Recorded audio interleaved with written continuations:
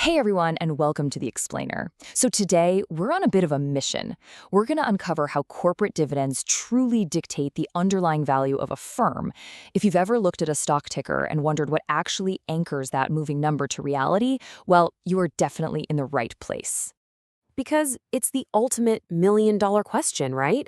How do investors actually calculate a stock's true worth? Behind all those flashing red and green lights of the stock market, there are cold, hard mathematical machines at work. Market sentiment changes by the minute, sure, but the intrinsic value of a company, that is deeply rooted in something much more tangible: cash flow. And that brings us right to our absolute foundational building block for today: the dividend. Legally speaking, under Section 2, subsection 35 of the Companies Act 2013, a dividend is simply a portion of a company's profit that isn't kept in the business, but is instead distributed among shareholders. It's the direct cash reward for your equity investment. And as we'll see, it's literally the starting point for every single equity valuation model we're going to explore today.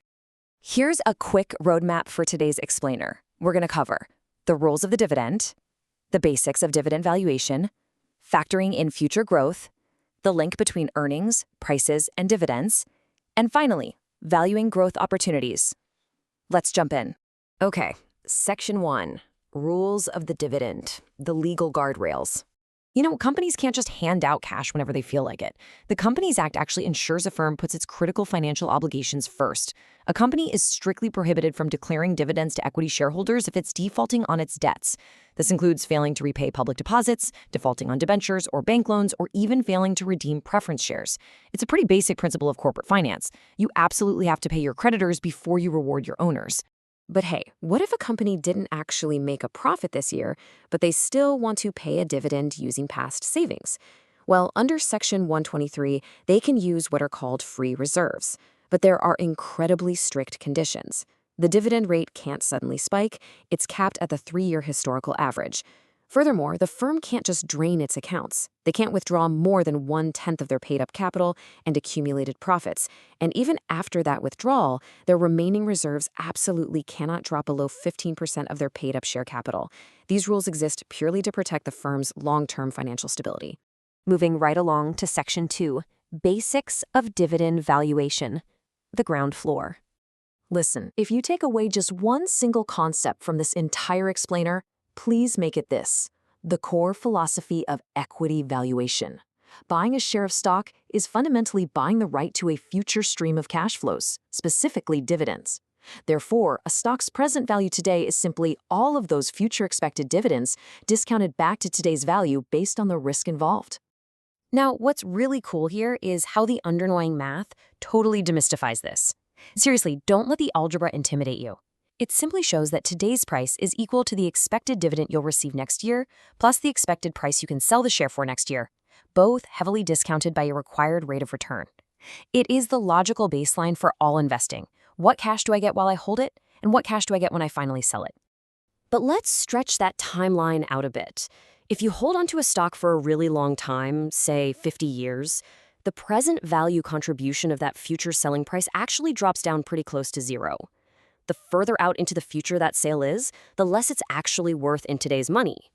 At that point, the present value of the stock becomes almost entirely based on just that stream of future dividends. Okay, on to Section 3, factoring in future growth, the scaffolding.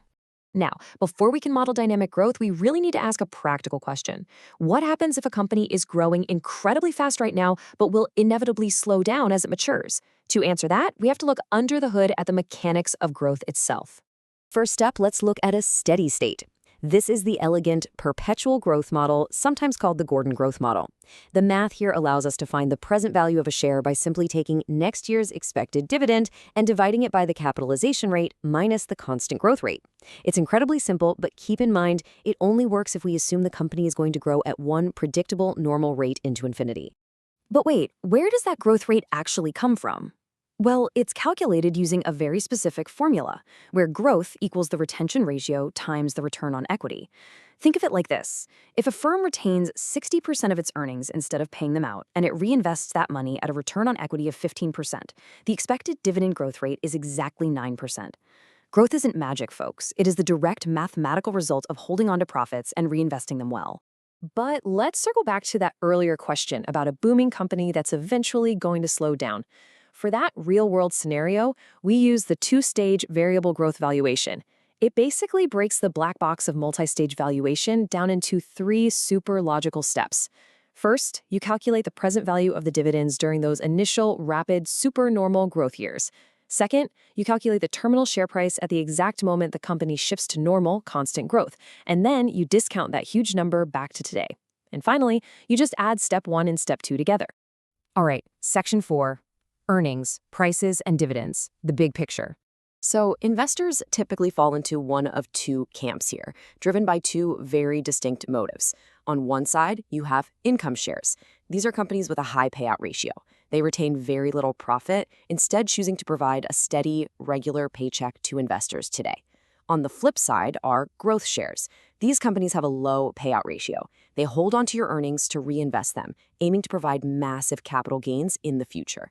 It's essentially the difference between a steady paycheck and a high-yield compounding savings account. When we put this data together, it honestly reveals a massive aha moment for investors. Just look at how these numbers shift. As a firm moves from a low growth assumption of 5% all the way up to a supernormal growth assumption of 15%, the dividend yield plummets from 15% down to 5%. Why? Because they're keeping the cash to grow.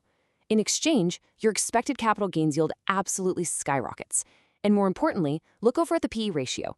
It triples from 4.44 to over 13. Investors are willing to pay a massive premium for future growth. Now, this whole earnings capitalization approach relies really heavily on the PE multiple. Basically, it acts as a gauge for exactly how much an investor is willing to pay for just one single rupee of a company's reported earnings. As we just saw, higher growth prospects lead to a higher PE, but it's a balancing act, right? Higher risk exposures, like heavy debt or volatile cash flows, will drag that PE ratio right back down. Even things like stock liquidity and transparent, factual communication from management can boost investor confidence and consequently pump up that PE multiple. And finally, Section 5, Valuing Growth Opportunities, the penthouse. This right here is the ultimate valuation equation. A stock's price isn't just some monolithic number that appears out of thin air. It actually consists of two distinct parts. The first part is the value of the firm if it just coasted forever, a no-growth scenario where they pay out 100% of their earnings to you immediately. The second part is where the added magic happens, the net present value of growth opportunities, or NPVGO. That is the specific premium added to the stock price purely because the market believes management can reinvest retained capital brilliantly. I really want to emphasize this critical quote straight from our source material. The true growth in firms is not characterized by mere expansion, but depends on the existence of investment opportunities to reinvest retained earnings at a rate higher than the cost of capital. That is huge. Just getting bigger doesn't create value. Retaining earnings only creates value. It only justifies a higher stock price if the company can generate returns on that cash that beat your baseline opportunity cost. Otherwise, they're actually destroying value by not giving that cash back to you as a dividend. So, armed with the math of this blueprint, you now know that a share price is really just a reflection of future dividends and a company's ability to compound its retained earnings. So, as you look at your own investments, you've got to ask yourself, are the companies you own actually generating high returns on the cash they keep? Is your portfolio engineered for income today, or are you paying a massive premium for growth tomorrow?